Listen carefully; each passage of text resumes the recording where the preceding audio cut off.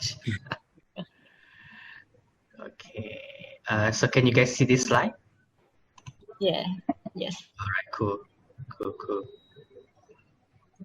So can we start, Carol, or do we wait any more? We will finish at 12:45. Yeah. Yeah. Okay. Great. Okay. So far it's Angelica. Okay. Our speaker is Professor Lim Wang Mark from Swinburne University of Technology Sarawak campus, and Faizin is with us as well. Yes. Okay. Professor Lim, would you like to start? I think Faizin will I will provide start. Yeah. Right. Okay, Cool. sorry. Okay. No worries. So for Angelica and the rest of our friends from Lodge, thank you so much for attending our session today. Hopefully afterwards, when this video is posted in the portal, a lot more will be able to see it in the portal. But Angelica, thank you so much for spending some time with us today. So hopefully we will give you some insights about the university. Angelica, do you have any knowledge at all about Swinburne, or have you come across Swinburne before? Okay, never mind. I'll continue. So for everyone out there, my name is Faizin Zainuddin. I'm actually the Education Counselor at Swinburne University of Technology Sarawak campus.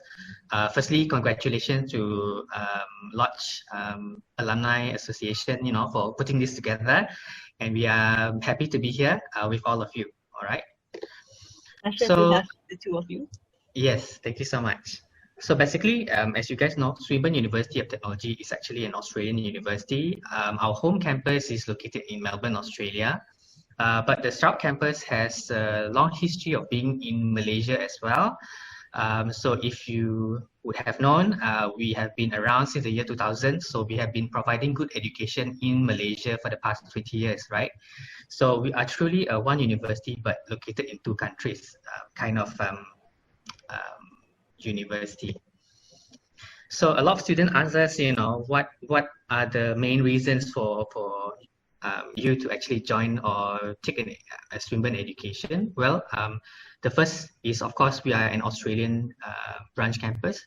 So everything we do here is basically the same as what our home campus is actually doing in terms of program, in terms of how we teach, the methods that we use to teach and all that. Basically, it is a copy of what Melbourne is doing.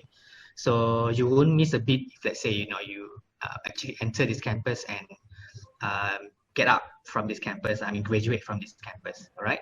Secondly, we are internationally recognized, all right? So recently, we have just gotten, or should I say, recognized as one of the 1.5% university in the world, top university in the world. So I think that's a good achievement for the university as a whole. And I'm sure, students at Lodge or any other schools around Malaysia would, might have that Australian dream of actually going to Australia through exchange or transfer. So our university actually offers an option for all of you to actually experience Australia through inter-campus transfer as well. And statistically, our graduates have been picked up by the best companies in the world. Our students are hired by the top 100 companies in the world. So we have a very strong graduate outcome as well. I think for engineering business, it is very close to 100% employment after 4 to 6 months of graduation. So I think that is a very good testament of what this university is all about, right? So again, on the employment part, so as you can see from here very clearly, we have a very high employment status, especially for business and engineering, close to 100% or even 100% at the moment. And students are grabbed by the top companies in the world. So I think this is what education should be, because at the end of the day, all of you should be hired by the best companies in the world anyway.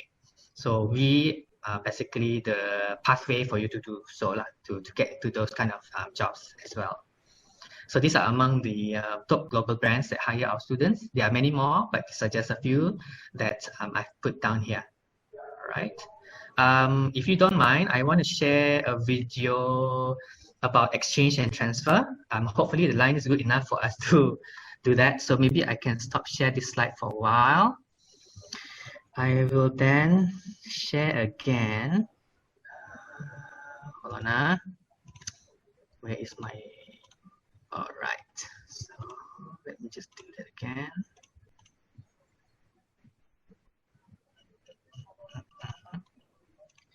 So hopefully the line is good enough. This is just a snippet of our exchange program to the Melbourne campus, and I can, if you can see closely, some of the students here might be familiar to people from Lodge as well. Hey guys, I'm Jason. Right. I'm currently studying business management in Swinburne, Melbourne. And what really sparked my interest to come to Melbourne is to see what's their culture like over here and travel around Melbourne as well as like around Australia as well. And actually the entry requirements isn't that high as what most people thought. The first thing that you would want to do when you get in Melbourne in the airport is get a phone number. There's someone distributing out free phone number for you, and you can also work part-time here. Their pay is quite good for part-time jobs. Just make sure you're working under a legal job, or else find a trustable job. Get a bank account here, because if you are using international card, there will be a transaction fee, and that's quite expensive. And there's like a student union barbecue going on, as you can see here. Now I'm walking back to my apartment. So here's my place. You'll always have to use your student card to access to your apartment, so it's really safe. And yeah, this is my room. Yay! It's dinner time now, and my housemates are cooking! Hi! Now we are going to Pancake Parlor in Melbourne Central. You can get really good pancakes here. So if you're interested to have the same Swinburne experience like me, go to Swinburne and you can meet your course counselors there. They'll guide you through your whole Swinburne journey. So yeah, see you there.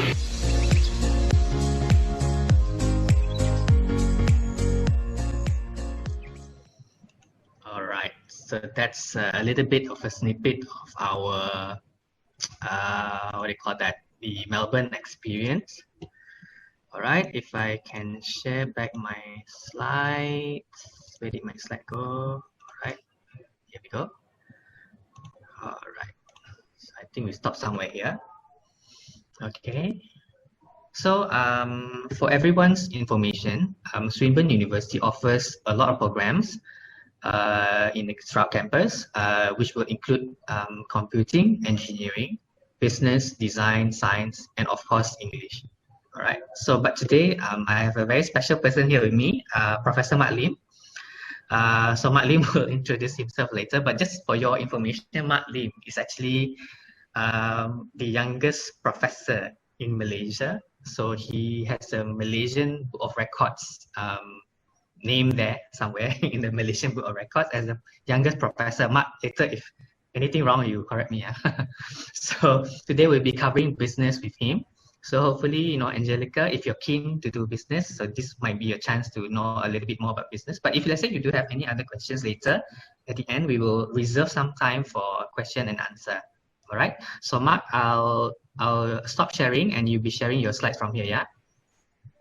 Yep, sure. I will share my screen in a bit. All right, cool. So let me mute myself.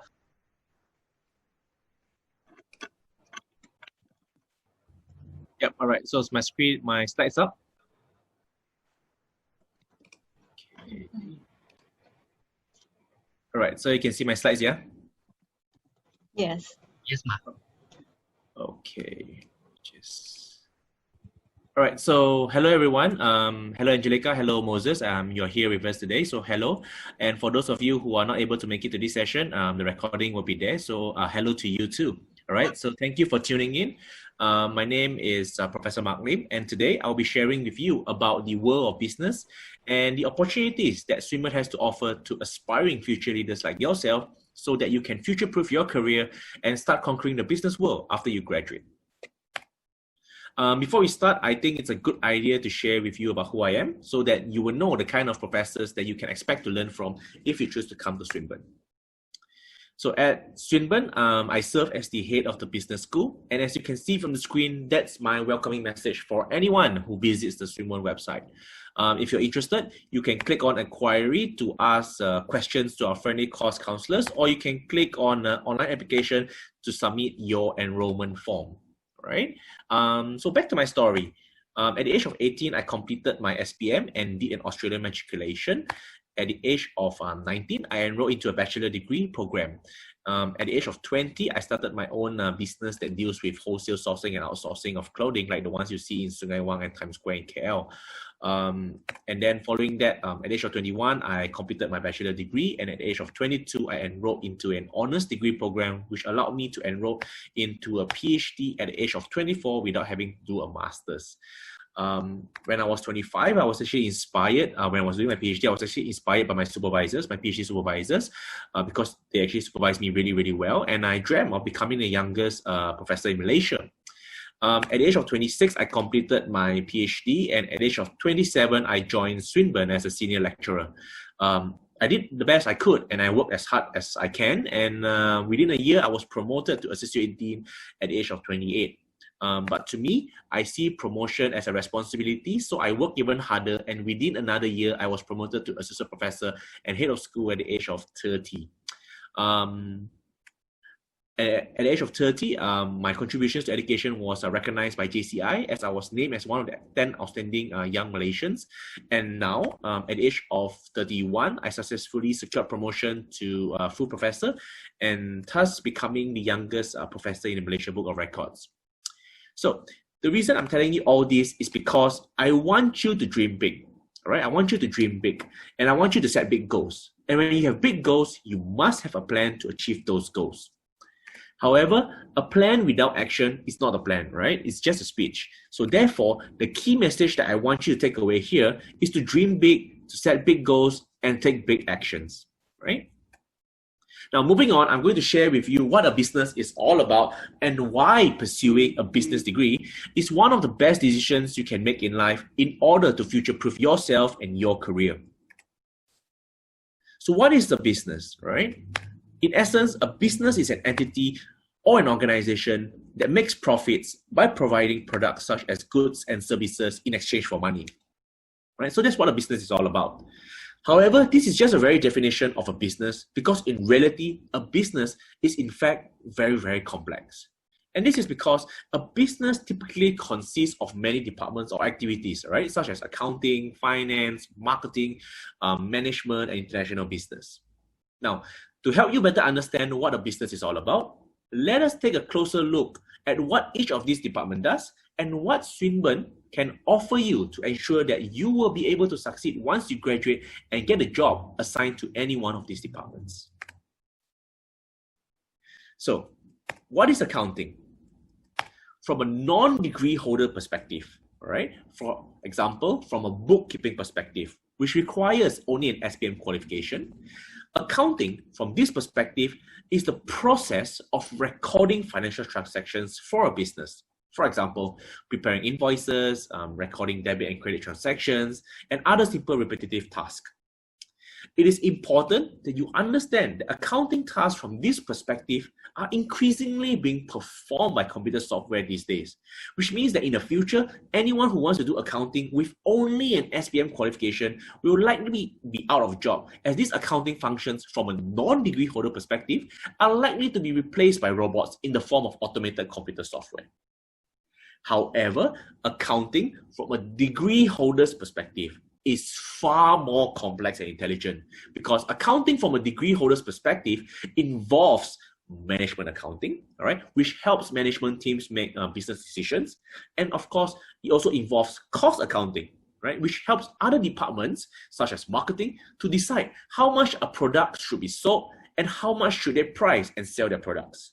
So what this means is that accounting from a degree holder's perspective will require skills that are fundamental to evaluating, analyzing, and communicating the financial position of an organization in an intelligent way, right? So that's accounting from a degree holder's perspective. What about finance? right? So finance is something that you do not learn in high school and you will only learn in universities.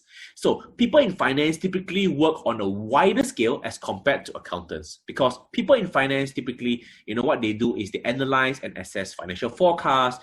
They also determine the value of a company, the investment opportunities open to them, and the values of shares and bonds. So what this means is that anyone who wants to work in finance will need to know how to analyze and assess financial forecasts and the value of companies. They will also, need to know how to spot investment opportunities and to examine the values of shares and bonds in order to create new revenue streams for the company. And at Swinburne, we have the technical expertise in accounting and finance, as our professors who teach into the accounting and finance majors in the Bachelor of Business hold professional qualifications such as ACCA and CPA. It is important that you go to university with highly qualified professors. And if you want to know if the professors of a university are highly qualified or not, you can just do a Google search to look up the professors of a university. For example, right? If you type Swinburne Sarawak business staff on Google, you will find the entire list of professors whom you can expect to learn from at Swinburne Sarawak's business school. So I would really encourage you to do that so that you will know that Swinburne Sarawak's business professors are highly qualified, if not more qualified than other professors from other universities in the whole of Malaysia. Moving on, I will now share with you about management and human resource management. There is a difference between the two, and I will share with you what that difference is shortly. But first, what is management, right? So, in essence, management is about problem solving, right? It's about the process of effectively achieving organizational objectives through the efficient use of limited resources in a changing environment, which means that someone who takes a management degree is, of course, interested to become a manager one day. And when they become a manager, they will be someone who will be in charge of things like planning, organizing, directing, and controlling of resources in the company. And they do this in order to meet the goals of the organization. So examples of resources that managers typically manage are things like people, time, and money. So when you take a management degree, right, you can expect to discover how key resources must be planned, monitored, and controlled to meet the strategic business objectives. And you can also expect, when you take a management degree, to develop the skills to manage yourself, to organize and lead others, to evaluate situations, and of course, to make creative and well-informed decisions. In contrast, human resource management is about the practice of managing human capital or to manage people. Right? So in a business setting, the job of human resource professionals is typically related to the process of employing people. And once they're employed, is to train them to become better, to compensate them fairly, to develop policies that governs work, and of course, to develop strategies to retain the best employees. So human resource professionals are also the ones who plan company anniversaries and retreats. So they are typically, the most fun people to work with. But that applies only if you're in their good books, because if you're lazy, you don't complete your work on time, then human resource professionals may be one of the nastiest people around, as they are usually the ones that issue warning letters to employees in the company who are underperforming or who may engage in a misconduct. So if you're thinking about taking a human resource management degree, then you can expect to learn about the drivers of innovation and high performance in the workplace. You can also expect, when you take a human resource management degree, to gain the skills and knowledge to manage and coordinate people to achieve strategic business objectives. So I believe here is that the difference between management and human resource management is the scope of what you are managing. For human resource management, you are managing the employee welfare, right? So you're managing employees, whereas for management, you are managing how employees work. Furthermore, you also be managing how resources such as time and money should be allocated. And also, if you're taking management and you want to become managers, you are also taking responsibility or the ownership of success and failure of projects that you manage for the business. And as Swinburne, we have the research expertise in enhancing employee performance and organizational performance. And we share these insights with our students, in the Bachelor of Business, majoring in management and human resource management. So if you're interested, to become a manager of a business project or to manage people in large organizations in the future, then you can consider our Bachelor of Business at Swinburne, where you can take a single major in management or a single major in human resource management, or perhaps do a double major in both management and human resource management, right? So you can do double major, and that's what you can do at Swinburne. Next, I will now share with you 2 business specializations that I really like, which are marketing and international business. I will first talk about marketing, then international business later on. So, there is a lot of misconception about marketing, right? Because people always think that you don't need to learn about marketing, and that they always relate, marketing to the salespeople that you see in shopping malls. But a question that I believe many of you are wondering, is that really marketing? Or is marketing much more than that? To give you a better understanding about marketing, let us take a closer look at the definition of marketing. So in essence, marketing is the activity, the set of institutions, and the processes for creating, communicating, delivering, and exchanging of offerings that have value for multiple stakeholders such as customers, clients, partners, and society at large. And to put it simply, what this means is that marketing is all about creating value. Because only when you're able to create value, then people will actually buy your product, right? So for example, if you think about it, why are your parents willing to pay a few thousand ringgit for a Chanel, Louis Vuitton, or Prada handbag, but not 20 or 30 ringgit for an unbranded handbag or a lesser known handbag? Or why do you line up to pay about more than 10 ringgit for bubble tea at Daboba, Tea Life, and Siputang, but not for 4 ringgit and 90 cent bubble tea at the food court in shopping malls, right? So why do people and consumers behave like that? Well, the answer to that is marketing, because there is value when products are developed and marketed by people who hold a marketing degree. And if you realize, the value that people are interested in today is no longer limited to price, but in things like emotional value and social value. And this means that people today are willing to pay more if whatever they buy will make them happy, or if whatever they buy will make them look good in front of others. So you see, it is not easy to sell like in the case of unbranded handbags and bubble tea at food courts. But if you have marketing knowledge, then hey, you will be able to not only sell your product, but also to sell your product really, really well. So if you think about it, accountants can only count money if marketing people actually bring in good sales and revenue. So marketing is actually one of the most, if not the most important function in a business organization. And building on the specialization of marketing is the specialization of international business. So what is international business? In essence, international business encompasses all commercial activities that take place to promote the transfer of goods, services, resources, people, ideas, technologies across national boundaries. All right? So essentially, what international business means is that international business is really, it's all about taking your business operations overseas. So through an international business degree, you will learn about the importance of culture and how to set up an overseas venture. You will also learn through an international business degree about international exporting and importing and the various modes of international expansion, such as franchising and licensing, like how you see companies from Taiwan setting up their operations around the world, including Malaysia, such as Daboba and Siputang.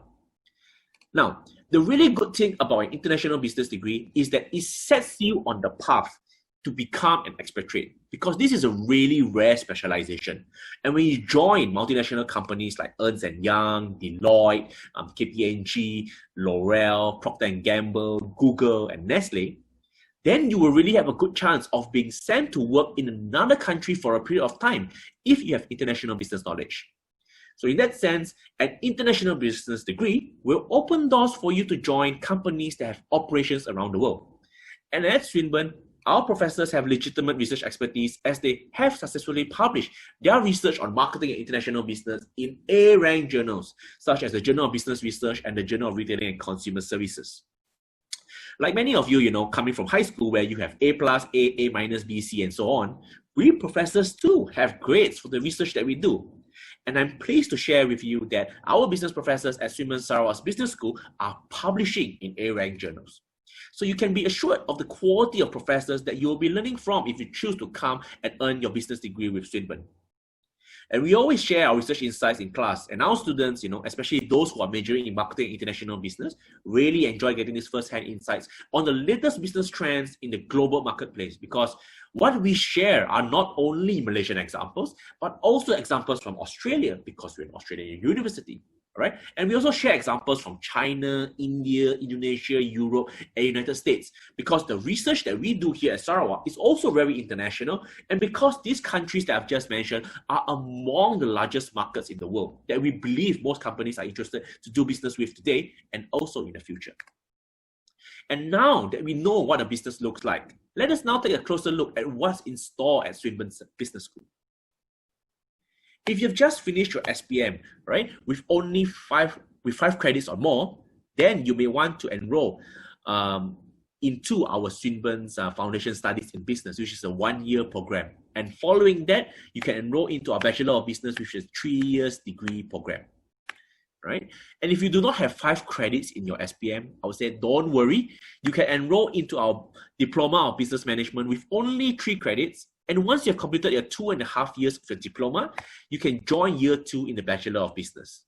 And once you have completed all 3 years, then you will graduate in one of our Bachelor of Business specialized degrees, such as accounting, accounting and finance. Like what I mentioned, you can take double majors, so you can graduate in accounting and finance, or you can take a single major in finance. You can also graduate in management, or you can also graduate in management and digital media. So we have a combination which is called management and digital media. So management is the business side of it, and digital media is related to design. So we have the combination there as well. Or you can graduate in human resource management, marketing, or international business. All right. And for those of you who are thinking about majoring in accounting, all right, you may also want to consider taking ACCA as early as year 2 in your degree. And at Swinburne, we are an ACCA approved learning partner who can offer ACCA Accelerate program, which means that you only need to take 4 ACCA papers to gain the ACCA professional qualification. Or alternatively, if you want to go to Australia, then you may want to go for CPA, which is an Australian professional qualification in accounting, which you can start as early as year 2 in your Bachelor of Business.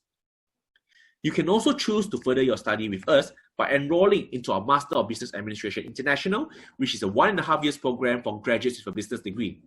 And if you want to attain a doctorate, you can consider also a Swinburne PhD, which is an Australian PhD. And more importantly, all our degrees are accredited and recognized in Australia, Malaysia, and United States. Right? And if you look at the top right-hand corner of your screen, you will see that green color logo there. All right, so that's the AACSB accreditation logo, and we have that at Swinburne Sarawak, which is a gold standard held by only 5% of business schools in the world. So in that sense, I would say that Swinburne's Business School is really one of the best business schools, not only in Malaysia, but in the world. Now, if I have not convinced you yet, right, then here's our 3 major reasons as to why you should enroll for a Swinburne business degree. So reason number 1, we have the state-of-the-art learning management system, or the online learning platform, which is called Canvas. Right? So Canvas is like Facebook, right? It's very intuitive. Nobody has to teach you. You already know how to use like Facebook, Instagram, TikTok, and so on. So Canvas is the same thing, and we use that here at Swinburne. Right? And if you realize, or if you want to know, Canvas, which is the online learning platform, is also used by top universities around the world, such as Harvard, Stanford, and Yale. And what this means is that Swinburne students will be able to enjoy a world-class learning experience close to home at an affordable price. And of course, because they're learning online, they will also be prepared to take on the digital future in business. Reason number 2, did you know that Swinburne Sarawak is 75% owned by the Sarawak state government? And this means that we have a close working relationship with the Sarawak government, and therefore the industry champions in Sarawak. And this network is important, right? Because when you pay so much money to go to a university, you essentially want to gain access to this network. So what we do here at the Swinburne Sarawak Business School is that we expose our students to the movers and shakers of today, so that they can become the movers and shakers tomorrow. And we have many success stories of students winning competitions and going on to start new ventures and creating meaningful impact for business and society. And finally, reason number 3, students at Swinburne can expect excellent coaching by future-ready business professors. And this is because, 58% of our business professors are PhD holders, 22% of them are PhD candidates and completing their PhD, and 70% of them are chartered accountants. Many of them also receive education from prestigious universities such as Cornell, Harvard, Hull, Leicester, Monash, and even Swinburne. And our professors are also award winners, and they speak regularly at prestigious conferences such as the World Economic Forum. And there is a lot of good spillover effect of having world-class professors, right? Because it allows our students to benefit from their coaching expertise and guidance, and subsequently emerge as champions in competitions such as the national champion of the Deloitte Tax Challenge. So, how future-ready are our business graduates? Well, on average, 93% of our business graduates are employed within 6 months after graduation. And if you take a closer look at the statistics, you will notice that we have a 100% record for the non-accounting and finance majors such as human resource management, international business management, and marketing. All right. However, for our accounting and finance graduate employability statistics, it is slightly below 100%. And when we did further research on this, we found out that this is because our students in these degree programs often come from well-to-do families who can afford to let their children to continue their studies to obtain professional qualifications such as ACCA or CPA, or even MBA or a PhD. And if I could get you to look at the salary table on the right, I would like to say that most graduates from other universities will usually start with the entry-level salaries, which is the lowest salary on the scale. But for Swinburne graduates, I'm proud to say that our Swinburne business graduates usually start at the junior executive salary scale, which is higher than the entry-level starting salary. So in that sense, I would really say that it pays well to become a Swinburne graduate. But more importantly, I believe that you should consider studying at a university that you will be happy with. Because to me, there is no point forcing yourself to study at a place where you will not be happy. And I'm really proud and happy to say that our students are really happy with the coaching of our business professors at Swinburne. And I will encourage you to follow Swinburne Sarawak or myself, Lim Weng Mak, on Instagram so that you can see all the posts where we have been tagged by our students, whom we believe are our best testimony of the quality of education that we provide. So that's all from me. And thank you very much for listening. And I'll be happy to take questions from you. Right? So over to you, Carol and also Faizin. Okay, thank you, Professor Mark, for sharing on how to excel in business, and Faizin for the employability statistics of 100% for Swinburne students. Now, if any of the attendees would like to ask any questions, yes, please. We're happy to take your questions, guys. And you can unmute yourself as well. Mm-hmm. You can either chat with us or you can actually ask us to your mic, your microphone. Any questions? We have about, I think, 10 more minutes, right, Carol? Yes. Yeah. So we are good time actually.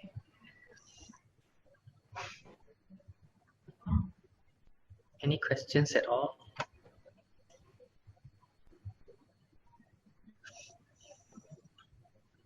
Well, while waiting for the questions to come in, just to let you guys know, of course, the best way to actually look up more for all information about Swinburne, our website is actually one of the best places that you can go to. So you can easily type swinburne.edu.my to access the Malaysian campus website. And if you want to see the Melbourne's one, you just change the MY to AU. Right, so you can easily go there. And as Mark mentioned, I think social media nowadays also have a lot of contents. We put in a lot of videos there as well. So you can actually follow us in Facebook or Instagram. Then you can actually see what kind of activities you can expect to have when you are a student at Swinburne as well. So is there any questions that you guys have for us, for me and for Mark? It can be business related. It can be any other programs that is offered as well. So as I mentioned earlier, we have, other than business, of course, we have engineering, design, computing, science. So you can actually ask us about any of this as well. I have a private message, something on his interest in artificial intelligence. Is there any maybe engineering field? Yeah, that is a little bit related to one of our programs, which is Bachelor of Engineering, Robotics and Mechatronics. So I guess the AI side of it would be the programming side of the program itself, because robotics and mechatronics is actually a combination of a few aspects in engineering. Mechanical is one of them, electronics is the second, and programming is the third. So if let's say you want your robots, to do tasks for you, obviously, you will need sensors, which replaces the human's touch, sight, and all that. The muscles, which is actually the mechanical part, and also most importantly, the programming, which is actually the brain. So robotics and mechatronics combine all three elements so that you are able to, go into any jobs that is related to all three elements as well. Yep. So maybe look up for robotics and mechatronics. Yep, and I think if you're looking at artificial intelligence, of course, when you look at engineering, that is the hardcore side of it, right? Is the materials that you want to set up to create the facilities for artificial intelligence. Of course, I'm coming from business, and artificial intelligence is not in the business course. It's embedded into our data analytics, some of the units that we have. But if you're really interested in artificial intelligence, then I would say look up our Bachelor of Computer Science, because we have a major that is specialized in artificial intelligence. Right, so our Bachelor of Computer Science is in the School of Computing and Information Technologies, and in there you have a couple of IT majors, and artificial intelligence is one of them. Others is like cybersecurity and so on. So I think you can look that up as well. Yeah. Exactly. In terms of any twinning options, so for Swinburne, right?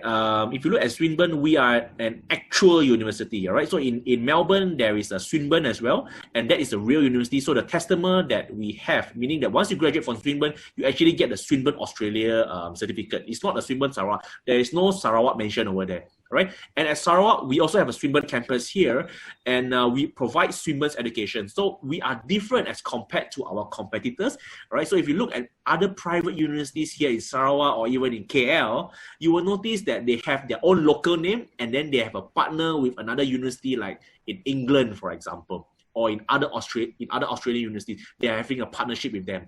All right. So when you come out and graduate from those universities, you are actually, it's not as authentic an experience as you will get at Swinburne, right? So twinning options is usually for other private universities that do not produce their own certificate, right? They're actually providing that kind of options for study to earn the certificates of other universities, right? So that's our competitors, I would say, right? For Swinburne, it's our own certificate, and it's not Sarawak, it's Australia. It's Swinburne Australia certificate, but all under the Swinburne brand, because we are one Swinburne.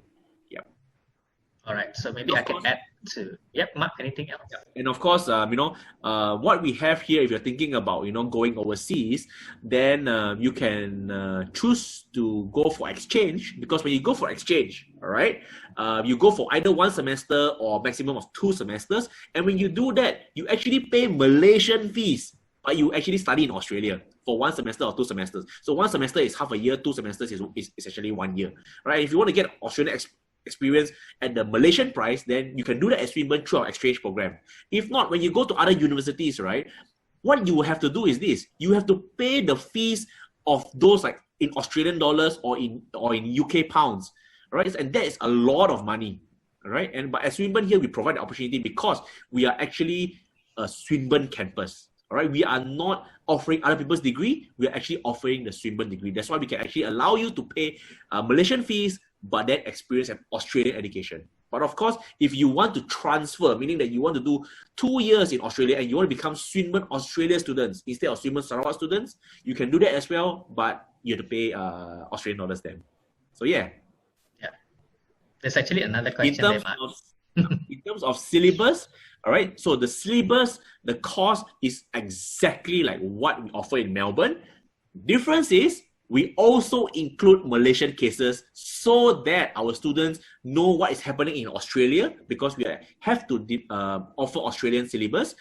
But also, they will know how this relates to the Malaysian context, including in Sarawak. An interesting thing is that in Swinburne Sarawak, we actually have a good portion of Chinese students coming from China, Indian students, and also Indonesia. So we also provide Chinese cases, Indian cases, as well as some Indonesian cases, so that once they graduate, especially when it comes to business, all right, it's about doing business with other countries as well, not just in Malaysia only. So they need to have international business knowledge. So we also provide a kind of international business examples throughout our courses, regardless of whether it's marketing management or human resource management, for example. Right? So in terms of course syllabus, it's exactly like Melbourne, but with the added advantage of cases that relates to Malaysia. So you actually get more in that sense, but you pay Malaysian fees. Yeah.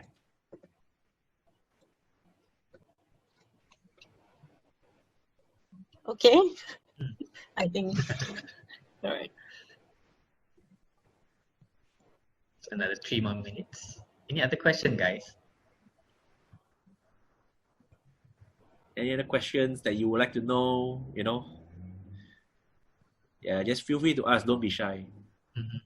And for those of you who are, who could not make it in the live session today, and when this recording is played, and if you have any questions, don't crack your head. Very simple. Just open up your Instagram account and then find Swinburne Sarawak and then send your messages there.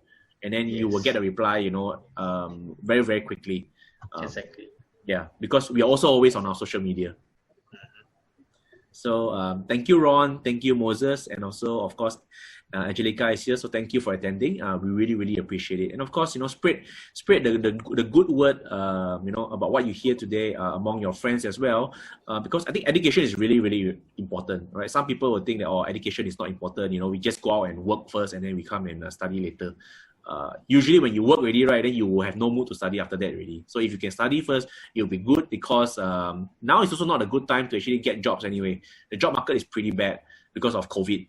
And the economist's prediction is that there will be a recession and it will last for about 2 years and close to 3 years. So, and if that's the case, then this is the best time to study, because if we look at history, right, the best time to study is always recession, because there's no job. And then once the market comes back again, once the job market comes back, once the economy comes back, and if you have the degree, then you are in demand, as compared to people who only want to start pursuing the education then. So yeah. I read somewhere that Swinburne might be starting a law degree option. Any information about that? So yep. Wow. I think Ron, you are capturing the news spot on. So Swinburne in Melbourne has a law school, all right? And we are trying to set up a law school here in Sarawak as well, and to offer the law degree locally. But it's not easy because if you look in East Malaysia, right, there is no university in East Malaysia that offers the law degree, all right? So we are trying to get the approval, and it's a little bit complex.